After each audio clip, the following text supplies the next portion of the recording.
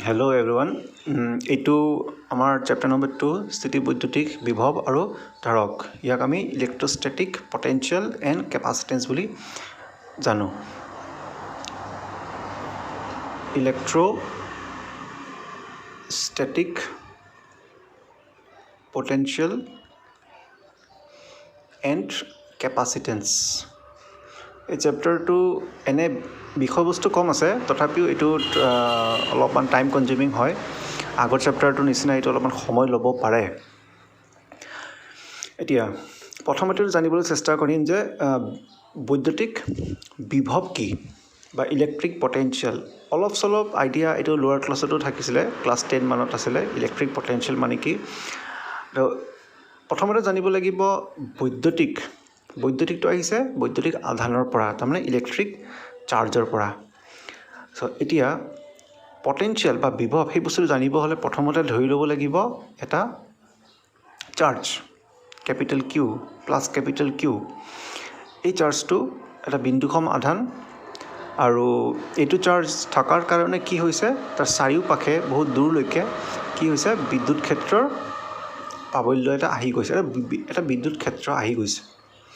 এই বিদ্যুৎ ক্ষেত্ৰটো অহাৰ বাবে কি হৈছে যে তাৰ ভিতৰত যদি বেলেগ এটা আধান যাৰ পৰিমাণটো অলপমান কম, যাৰ কুলম্বৰ পৰিমাণটো কম, সেইটো যদি আনিবলৈ চেষ্টা কৰোঁ, তেতিয়াহ'লে কি হ'ব, ইহঁতৰ মাজত এটা ইলেক্ট্ৰিক ফ'ৰ্চ আহিব। তাৰমানে কুলম্বৰ যিটো আমি ফৰ্মুলা পাইছিলোঁ, সেইমতে কেপিটেল কিউ আৰু স্মল কিউৰ মাজত এটা এট্ৰেকশ্যন বা ৰিপালশ্যন ফ'ৰ্চ আহিব। আমি ধৰিলোঁ যে দুয়োটা প্লাছ, সেইকাৰণে কি হৈছে, এই দুটাৰ মাজত বিকৰ্ষণ বলেই হ'ব। প্লাছ কিউ ইয়াত আগৰে পৰা আছে, যিটো প্লাছ কেপিটেল কিউ, যিটো ডাঙৰ চাৰ্জটো। এতিয়া আমি এই যিটো সৰু চাৰ্জটো, ইয়াক কি কৰিম, ইয়াক আমি আনিবলৈ চেষ্টা কৰিম ইনফিনিটিৰ পৰা, তাৰমানে অসীম দূৰত্বৰ পৰা। অসীম দূৰত্বৰ পৰা আনি আমি ইয়াক ৰাখিবলৈ চেষ্টা কৰিম 0.8। এইটো আমি যিটো 0.8 দেখিছোঁ, ইয়াত আনি ৰাখিবলৈ চেষ্টা কৰিম। এতিয়া আমি যেতিয়া লাহে লাহে আনি থাকোঁতে দেখিম যে প্লাছ স্মল কিউ আৰু প্লাছ কেপিটেল কিউৰ মাজত ইহঁতৰ আৰটো, তাৰমানে যিটো দূৰত্বটো, সেইটো কমি কমি গৈ থাকিব। দূৰত্ব কমি কমি গৈ থাকিলে কি হ'ব, দূৰত্ব কমি কমি গৈ থাকিলে ইহঁতৰ মাজত এফৰ ভেলুটো বাঢ়ি বাঢ়ি গৈ থাকিব। কিয়নো আমি জানো যে F equal to 1/4 pi epsilon not Q1 Q2 by r square.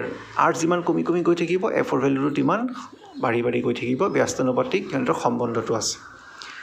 এতিয়া আমি যিমান ওচৰলৈ আনিবলৈ চেষ্টা কৰিম ইয়াৰ পৰা গৈ, তিমানেই ইহঁতৰ মাজত আৰ মানে দূৰত্বটো কমি যোৱাৰ লগে লগে ইহঁতৰ মাজত বিকৰ্ষণৰ বলটো বাঢ়ি বাঢ়ি গৈ থাকিব, ৰিপালচিভ ফ'ৰ্চটো বাঢ়ি বাঢ়ি গৈ থাকিব। তাৰ মানে আমি কিবা এটা কাম কৰি আছোঁ ইয়াৰ এগেইনষ্ট দ্য ৰিপালচিভ ফ'ৰ্চ, বিপৰীতে কৰি আছিলোঁ। তাৰ কাৰণে আমি কি কৰিব লাগিব, আমি বেছি এনাৰ্জি ৱেষ্ট কৰিব লাগিব, স্পেণ্ড কৰিব লাগিব আমাৰ ফালৰ পৰা। আমি যে শক্তি যে আমি ইয়াতে অপচয় কৰা নাই, আচলতে আমি শক্তি যে লগাইছোঁ, আমাৰ যে শক্তি যে ইয়াতে কমি আহিছে, বা আমি যিটো কাৰ্য কৰিছোঁ, সেই শক্তিটো কি হ'ব, ক'বলৈ যাব লাগিব, নষ্টটো হ'ব নোৱাৰে, ধ্বংসটো হ'ব নোৱাৰে। কি হ'ব, আমি ইনফিনিটিৰ পৰা, মানে অসীম দূৰত্বৰ পৰা প্লাছ কিউ আধানটো বিকৰ্ষণ বলৰ বিপৰীতে আমি আনি যেতিয়া এই বিন্দুটো ৰাখিছোঁ, তেতিয়াহ'লে আমাৰ মুঠ কৰা কাৰ্য যিমানখিনি হ'ব, যিটো W, সেই কাৰ্যটো এই বিন্দুটোত জমা হৈ যাব এজ এ ইলেক্ট্ৰোষ্টেটিক পটেনশিয়েল এনাৰ্জি। এই যিটো কাৰ্য কৰা হ'ল আৰু যিটো আধাৰ আমি আনিছোঁ W/Q, যিটো পৰিমাণ, তাৰমানে কাৰ্যৰ পৰিমাণ তলত যিটো আধান আনিছোঁ, এই অনুপাতটোক আমি ক'ম যে এই বিন্দুটোত, যিটো এই বিন্দুটোত এটা বিভৱ হিচাপতে জমা হৈ গ'ল। তাৰমানে work per charge is potential. এইটো মই আৰু বেলেগভাৱে বুজাবলৈ চেষ্টা কৰিম। এটা চাৰ্জ আছে, স্মল কিউ নহয়, কেপিটেল কিউ বুলি ধৰি লৈছোঁ, আৰু এই চাৰ্জটোৰ থকাৰ বাবে চাৰিওফালে কি আছে, ইলেক্ট্ৰিক ফিল্ড আছে।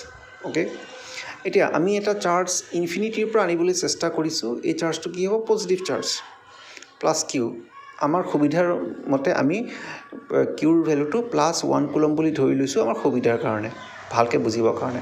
এতিয়া অসীম দূৰত্বৰ পৰা বস্তুটোক আনি আমি থ'ব লাগে বেলেগ এটা ঠাইত, এইটো এই বিন্দুত থ'ব লাগে। আমি যিমান আনি আছিলোঁ ওচৰতে, এই দুটাৰ মাজত ইয়াৰ মাজত যিটো দূৰত্ব আছিলে কমি কমি গৈ আছিলে। এই কুলমৰ সূত্ৰৰ মতে যিমান দূৰত্ব কমি গৈ থাকিব বিকৰ্ষণৰ বলটো তিমানেই বাঢ়ি গৈ থাকিব। আমি বিকৰ্ষণ বলৰ বিপৰীতে আনি যেতিয়া এই বিন্দুটোত থৈছোঁ, তেতিয়া এই ইয়াতে +q থোৱাৰ লগে লগে কি হ'ব, আকৌ যদি এৰি দিওঁ তেতিয়া পিছফালে গুচি যাব। ঠিক আছে, আমি ধৰি লৈছোঁ যে কেপিটেল কিউটো যথেষ্টখিনি ডাঙৰ, ইয়াক কোনো লৰাব নোৱাৰে। কিন্তু যে স্মল কিউ ই অলপমান পাতল হালকা বা ইয়াৰ আধানৰ মানটো কম। এই বিন্দুটোত কোৱা হয় যে এই বিন্দুটোত এটা বিভৱ সৃষ্টি হ'ব। এই বিভৱ বা ইলেক্ট্ৰিক পটেঞ্চিয়েল এইটো হ'ল যিমানখিনি কাৰ্য কৰিছোঁ work done by that charge small q, যিটো আনিছোঁ সেইটো, যিটো ইয়াতে বহি আছে সেইটো নহয়। ঠিক আছে, তো এইটোক কোৱা হয় ইলেক্ট্ৰিক পটেঞ্চিয়েল বা বিদ্যুৎ বিভৱ, বৈদ্যুতিক বিভৱ। আৰু ইয়াৰ SI ইউনিটটো হ'ব ভোল্ট। ভোল্ট মানে ৱৰ্ক পাৰ ইউনিট চাৰ্জ।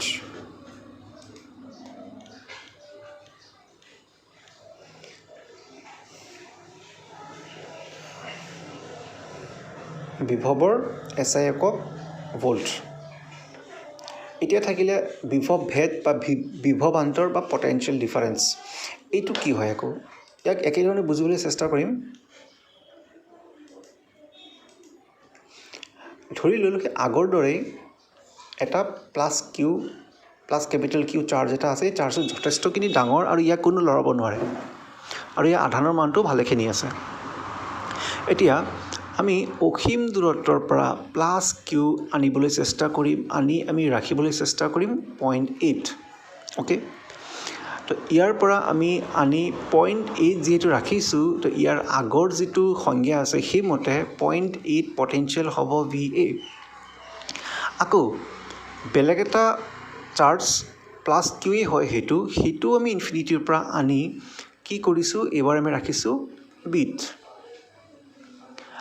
যিহেতু এই কিউতকৈ বেছি ওচৰ, তো এই প্ৰথম আধানটোক ইনফিনিটিৰ পৰা আনি 8 ৰাখিবলৈ হ'লে যিমানখিনি ৱৰ্ক কৰিব লাগিব, অ'কে, তো বিট আনিবলৈ কাৰণে অলপমান ৱৰ্কটো অলপমান কম কৰিব লাগিব। তাৰমানে বি বিন্দুটোত এই ক্ষেত্ৰত পটেঞ্চিয়েলটো হ'ল VB, তো VA হ'ল W/Q আৰু VB হ'ল WB/Q। WB মানে কিমানখিনি কাৰ্য কৰা হ'ল A লৈ আৰু B লৈ আনিবৰ কাৰণে। চ' ইতিমধ্যে গম পালোঁ যে WA আৰু WBৰ মাজত, দুয়োটাৰ মাজত WA ইজ গ্ৰেটাৰ, বিকজ আমি বেছি কাম কৰিবলগীয়া হৈছে, বেছি কষ্ট কৰিবলগীয়া হৈছে ইনফিনিটিৰ পৰা A লৈ প্ৰথম চাৰ্জটো আনিবৰ কাৰণে। তো যিটো difference VA - VB, obviously VA ডাঙৰ থাকিব। VA - VB যিটো ডিফাৰেঞ্চ, মানে এইটো পইণ্ট আৰু এইটো পইণ্টৰ মাজৰ পটেঞ্চিয়েলৰ যিটো ডিফাৰেঞ্চ, তাক আমি পটেঞ্চিয়েল ডিফাৰেঞ্চ বা বিভৱ ভেদ বা বিভৱান্তৰ বুলি জানো। আৰু ইয়াৰো SI ইউনিট হ'ব ভোল্ট, কাৰণ এইটো ডিফাৰেঞ্চে, ইয়াৰো SI ইউনিট আমি ভোল্টতে লিখিম। এটা বিদ্যুৎ ক্ষেত্ৰৰ ভিতৰত এটা একক ধনাত্মক আধান, এইটো +1 কুলম বুলি কোৱা হৈছে, একক ধনাত্মক আধান দুটা বিন্দু A আৰু Bৰ মাজত স্থানান্তৰ কৰিলে যি কাৰ্যৰ প্ৰয়োজন হয়, ইয়াকে বিদ্যুৎ দুটাৰ মাজৰ বিভৱ ভেদ বা বিভৱান্তৰ বোলে। এইটো মানে বেলেগ ধৰণে ক'ব পৰা যাব যে ইয়াৰ B পইণ্টৰ পৰা A পইণ্টলৈ যদি যিকোনো এটা চাৰ্জ +q আনিবলৈ যাওঁ, তেতিয়াহ'লে একেই ভেলু লাগিব, এইটো এমাউণ্টে লাগিব। তাৰমানে হয়তো দুটা আধান আনিছোঁ A আৰু Bত আমি ৰাখিছোঁ বেলেগ বেলেগকৈ, দুটাৰ মাজত যিটো বিভৱ আছে সেইটোৰ পাৰ্থক্যটো আমি বিভৱ ভেদ বুলি জানিম, পটেঞ্চিয়েল ডিফাৰেঞ্চ বুলি জানিম। নাইবা যিকোনো এটা চাৰ্জ যিটো Bত আনি থ'লোঁ, তাক যদি আমি আকৌ A লৈ আনিবলগীয়া হয়, তেতিয়াহ'লে same amount of potential difference এই দুটাৰ মাজত আছে বুলি ধৰিব লাগিব। আৰু VA আৰু Vৰ মাজত যিটো ৱৰ্কৰ difference WA - WB, same work লাগিব, ছেম কাৰ্য লাগিব Bৰ পৰা A লৈ আনিবলৈ, দুটা ইকুইভেলেণ্ট হয়। এই কথাটো আকৌ ইয়াত কোৱা হৈছে যদি ভি এ আৰু ভি বি ক্ৰমে এ আৰু বিৰ বিভৱ তেন্তে V equal to V A minus V B A আৰু বিৰ মাজত বিভৱ ভেদ এছ আই এককটো হ'ল ভল্ট